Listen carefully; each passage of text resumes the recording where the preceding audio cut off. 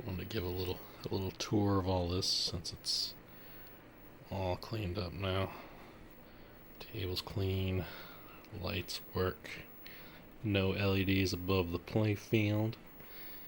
Got some mirror blades on it because I think they look cool. It's better than just black paint. We've got a brand new display all working like it's supposed to.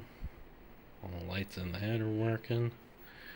Got all the cigarette smoke cleared off of this, so it's actually kind of decent looking now. Get down here and get a little bit of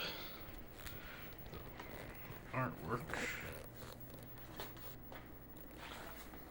It's pretty good. Pretty good. This didn't actually need much cleaning up. This just looked good how it was.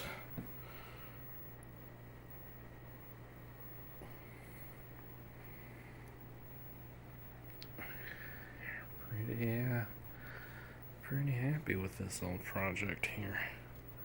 Got some purple legs on it, so it's all fancy now, no more rust. New shooter is all shiny.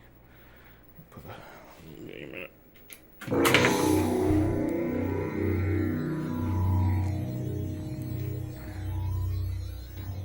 Got some new glass, which is anti-glare and works pretty good.